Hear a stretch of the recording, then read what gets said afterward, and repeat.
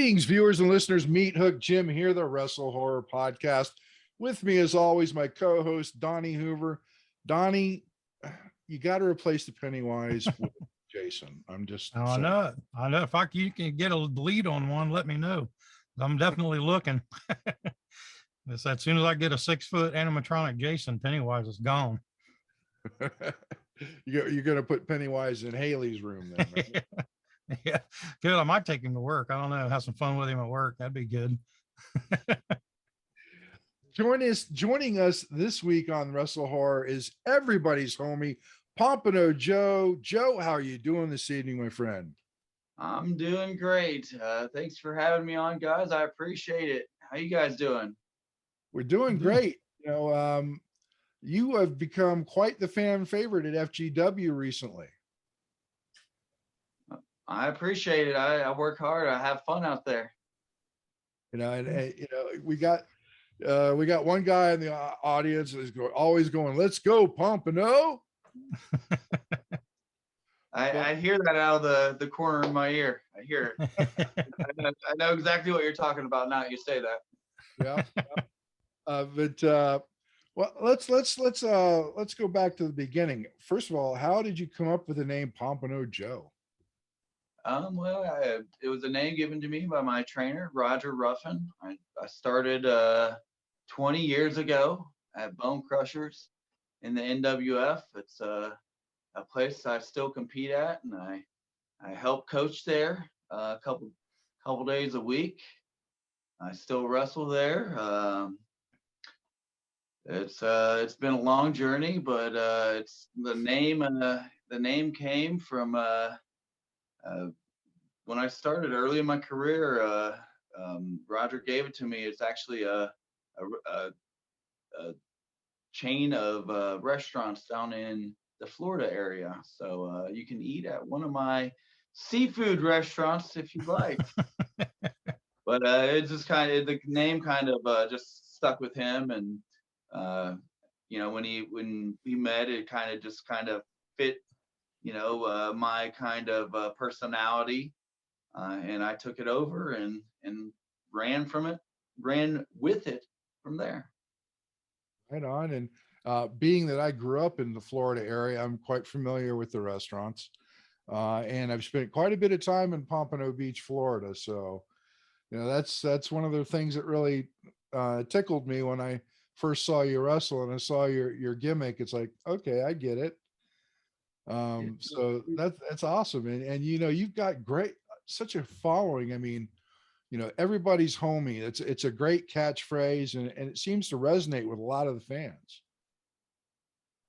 Yeah, I mean, it's just an extension of my personality. I like to have fun. I like to party. I like to be friends with everybody. So it just it steps over into the wrestling world and with all the fans, and I think it kind of shows through.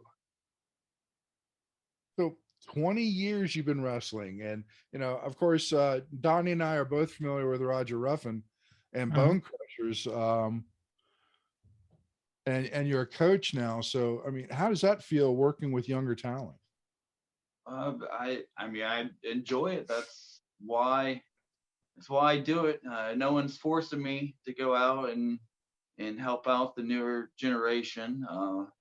I just love doing it. I love passing on my knowledge and just giving to and helping develop the up and coming talent, because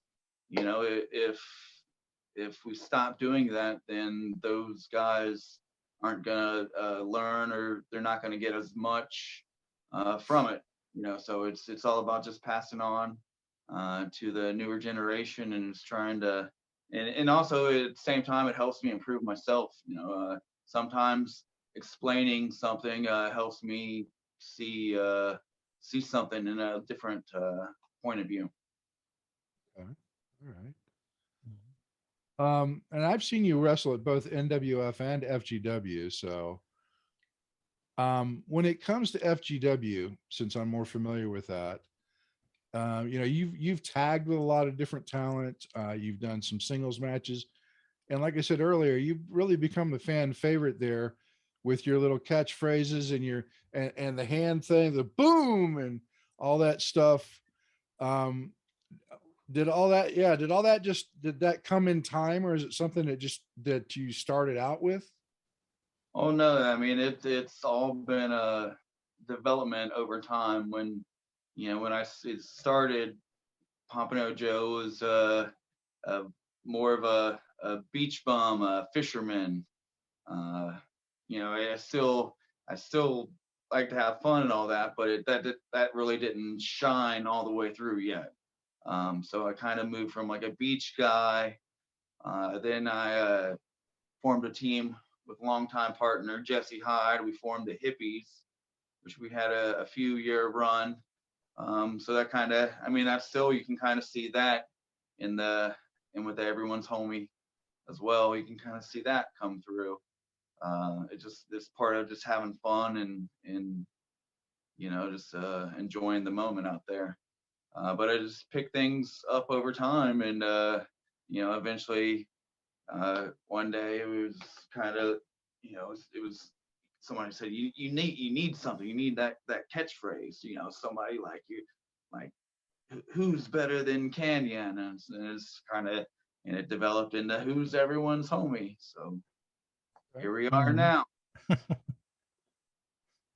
Well, you still definitely see some of that beach bum in the gimmick itself, and I appreciate that part of it, because you've got the look, definitely. I mean, if you bleached your hair blonde, you'd be perfect for the Pompano. It might all fall out then. Well, you know what? It's a lot easier to maintain when it's all out too. And just saying, Man, I don't do much here. I just let it go, let it go. I actually haven't had a haircut in 20 years. Wow. So he'd have to change his name to Meat Hook Joe after that.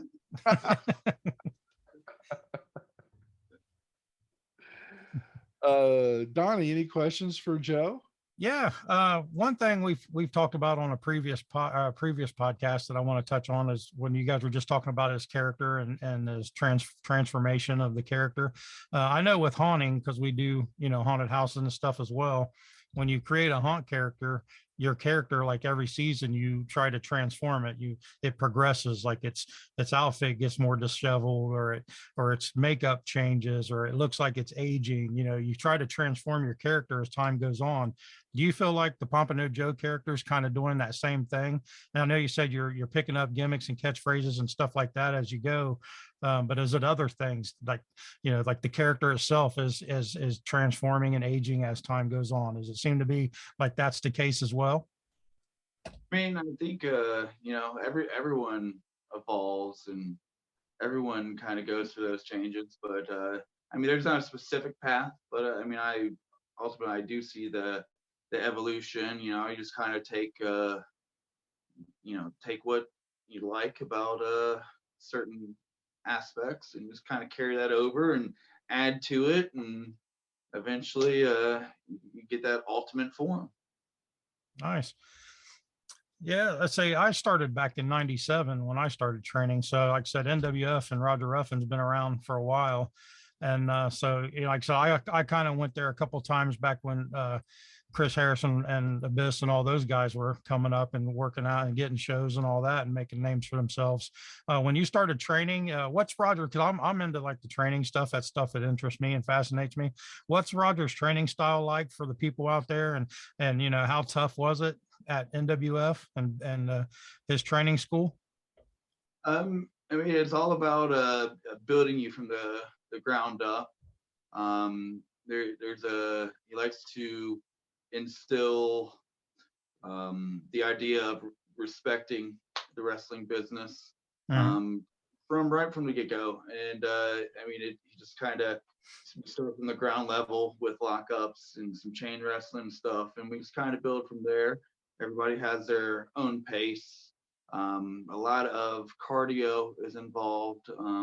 Most of all, we gotta, if you're gonna be a wrestler, you gotta be in shape. And a lot of, when I'm sure almost 90% of wrestlers, when they walk through that door, day one of training, they weren't in shape.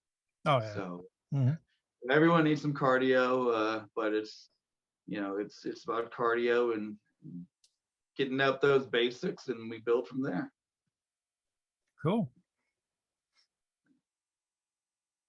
But Roger also he has a great mind for the business. So not only is it he teaches you the wrestling in the ring stuff, but a lot of like just psychological and like other aspects, like all aspects of the business other than just in the ring. So it's like an overall course of knowledge. All right. Just like an A to Z. No, he knows it all. So working at Future Great with Cody Hawk and everything, have you noticed some differences between Roger's style and Cody's style? Oh yeah, there's tons of differences. It's like if you think of it back in day, it's like WCW and WWF. It's different styles. One values certain aspects over others. Others one has strengths over the other, like strengths and weaknesses. But that's like with everything. But I enjoy them both. I have fun, and I just love going out there and kicking butt for the fans. Well, speaking from a fan's point of view, we can certainly appreciate that, and we're always cheering on Pompano Joe when we see him in the ring. Well, I appreciate that. That's what gets me going. I just like I said, I like to have fun, and if I'm the only one out there having fun, then that's no fun. The more that it's in there, like the more it eggs me on. So. Mm-hmm. And so that kind of translates into what Donnie and I do during the Halloween season with haunted houses and stuff. Is you feed off of the fans and the pops you get for them and everything like that. We feed off people screaming and crying and running away. Mm-hmm. Oh yeah, I'd probably be running away. Well, I fed off of that in wrestling too. I'm not gonna lie. Well, yeah, Shank was I don't know, what was Shank, Donnie? A piece of shit. Pretty much. Oh yeah, I guess you can't mince more words than that, can you? But yeah, we all work in our craft for whatever reactions we can get, good or bad, as long as you're getting some kind of reaction out of the crowd. Right. I'm always under opinion. Yeah, as long as we're getting a reaction out of the crowd, that's all that matters. I'm typically a good guy in that ring, but if there's somebody booing me, it doesn't bother me. You're just someone else making noise. You're adding to that. After all, you paid that money to enjoy yourself, and if you enjoy booing me, or if you enjoy cheering the bad guys, that doesn't bother me for the most part. As long as it's not overdone. It made C no multimillionaire. so boo or cheer, doesn't matter. Who cares? As long as you're getting some kind of reaction. I mean, I've been to wrestling shows in the past where people are just sitting there with their hands under their legs and they're not saying anything, and that's just kind of boring. And it doesn't do much for the talent because they're trying to really entertain these people, and when they're getting no reaction, it makes it hard. Yeah, I mean, it's a cycle. It's a lot. It feels a lot tougher when it's in silence, rather than a full house. It's a lot easier. You got your adrenaline going a little bit more when you got that full crowd. During the pandemic, I'm not sure how some of these guys did it in those empty arena matches with no crowd. Those had to be really rough. I'm trying to think. I think I only did a couple of those empty arena. I didn't do too many, but I mean, there was guys doing those, on a weekly basis, having big matches. That'd be really hard, especially with no crowd. All right. I'll be honest, I wouldn't want to do it. That that was a good segue, because that's actually where I was going with it is, you know, watching some of the televised promotions like Impact with absolutely nobody in the arena. I mean, that's got to be more taxing on a wrestler than when they've got a crowd to feed off of. Yeah, I mean, you're still, still for the most part, it's the same. But yeah, when you have that crowd there, that adrenaline's going. You can feed off them, and ultimately, that's why we do this. We go out there to entertain, and if there's nobody that we're entertaining, then what's the point? But I mean, ultimately, they are entertaining on a worldwide basis with the television product. So I mean, but it doesn't have that same, like, you don't have that adrenaline rush. I don't think you would have that adrenaline rush as the same adrenaline rush as you would off that live crowd. Yeah, and you'd also have to think about during that time where they were doing those no crowd shows, it really gave the wrestlers themselves a chance to shine for their promoters or their bosses or whatever. I don't need a crowd, or I do need a crowd. I'm going to work good, no matter what. So, and it was kind of you could have looked at it as a challenge, actually, to challenge yourself to work a solid, hard match, even with no crowd. Yeah, I mean, and the ambience of the crowd totally adds to wrestling shows. It's Oh yeah, for sure. hard to say. I mean, the crowd adds to it. If there's no crowd at all, and then it's only the hits and the sounds of the ring, like it's honestly, it's a little more boring, rather than crowd that's to reacting there. Just like a glorified practice session. Little exhibition. Yeah. One thing I noticed in an empty arena, or very, some of the shows I've been to were like half full, or a quarter full. But when you've got those empty arena shows, and especially when you've got cameras on you, it's a little harder to call the spots. Yeah, I mean, do what you gotta do. Just go in there and give it to them. Right. Give them the business. Yeah. Well, if you've worked with somebody enough, you really don't have to talk a lot. You can, what each other's going to do. But I've seen times where I could hear the talent calling spots where I normally wouldn't hear that because of the crowd noise going on around me.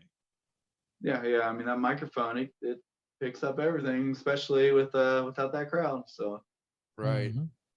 So a lot of challenges during the pandemic for everybody, pro wrestling notwithstanding, but just you guys end up coming out better on the back end of it. And I'm glad to see full shows again. That's one of the big things for me, was to be able to see a full show. And speaking of full shows, tomorrow night, well, this will air on Monday, so it'll be after the fact, but tomorrow night, Origins 4. Okay. Yeah, I mean, that's a big show. It's 4 years in the making, 4-year anniversary. And it possibly might not be tomorrow night. It's there's a little bit of snow down here. Yes. I don't like to question. So since you said it was going to air next week, there's a possibility that it could be delayed till this Friday night. So we'll see about that. And, if not, that means it would have happened this past week, and something that everyone's looking forward to. It's like I said, 4-year anniversary. Everyone's looking to show out. It's the biggest show of the year. Hamilton, Ohio. There's a lot of big matches. I'm trying to think of some now. I know it is. It's like I'm blanking now. Not you. Tavia and Amos. We got Cody and Ryan Michaels. Drew Skills and Matt Taylor. Yeah. I'm not scheduled anything yet, but I'm ready for whatever comes my way. I'm ready to party. Right on. So there's some big matchups. I'm looking forward to it. Biggest show of the year for FGW. Yep. I've been to every Origins except for the first. If it already hasn't happened yet. Right. Well, hopefully, I live in Hamilton myself. I'm like 10 minutes from the arena. So hopefully the weather is conducive, but the way it's looking, I don't know. It may be next Friday. It's hard to tell. It's hard to say with this weather. Unpredictable. Yes. So, unpredictable Ohio. That's why I miss Florida. If I could pick your brain real quick, I like to do at least one thing every show where I try to pull out a gold nugget for some of the listeners that they may help them. So, and you say you're already, you've been training and stuff like that. So you got experience training and as being trained and everything in between. What is like one gold nugget that you've picked up along your career that you could share that would help somebody out there in the wrestling world if they're wanting to be a wrestler or they're currently a wrestler, just something that you've picked up on that stayed with you for all your career?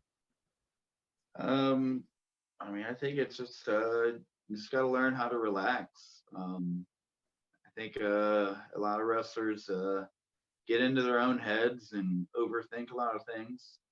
If you just take a step back and relax and absorb everything, sometimes things are a little easier and a little more fun. Yeah, absolutely. Agree 100%. Very good. Yeah, that's another thing, slow down. Yeah, that's another form of relaxing. They get in there and get all jumpy and go 100 miles an hour. And it's like nobody just saw what you just did.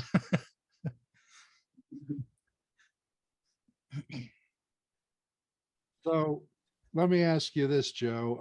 I know you said at the beginning here you weren't a huge horror fan, but any horror movies you've seen that you've liked? I'm just traditional. I'm not even a big movie guy per se. So, wrestling's kept me busy for the last 20 years. So, I couldn't even tell you any regular movies, let alone the horror. So I would say I'm a traditional horror fan in a sense of Freddy and Jason and Michael Myers, things like that. Well, you just endeared yourself to Donnie. Yeah, because he's a huge Jason fan. Oh yeah, big time. Yeah, he don't watch a lot of movies. He's too busy catching them Ohio River waves. Pompano Joe for crying out loud. I think I'll stay out of that river. Yeah, I don't think anybody wants to be down in the river there. But so, have you actually ever been to Pompano Beach? Oh yeah, of course. Just making sure. Grew up there, man. Done some surfing? Oh, I'm more of a skateboard guy. Skateboard, okay. No longboard or anything like that, huh? No. So but I gave that up when I started. Well, a little bit before I started wrestling. But I have it, and I get on it occasionally, but I can't go too hard because skateboarding is the harder you go, the harder you fall. Right. I guess you can say the same with wrestling, right? Right. But yeah, I just don't want to, risk, hurt myself trying to, nose slide this big old ledge, falling on my shoulder or something. I'd rather, I guess, have somebody slam me on my shoulder. Yep. At least that way, it's a little more controlled. You never know. It just depends on who's slamming you. Right. Mm-hmm. That's for sure. Yeah, so not big on the horror, just the basic icon type guys. Is there any kind of genre that you prefer for when you do get to watch it? Like I said, I don't even really watch regular movies. Mm-hmm. So I can't tell you the last horror movie that I've watched. Yeah, just whatever was on, huh? At the time. It's been a few years, but I mean, I couldn't tell you the last movie I've watched as well. Yeah, that's not a bad thing. Staying away from TV ain't really a bad thing. I Right. just started watching my wrestling. All right. No, I was gonna say wrestling takes up a lot of your time. Right, and I it's what I'll turn some old stuff on in the background, so I like to watch. I like a variety, so it's usually something from the 90s somewhere. I'll turn that on and have that on in the background or something. All right. So were you a WCW or a WWF fan?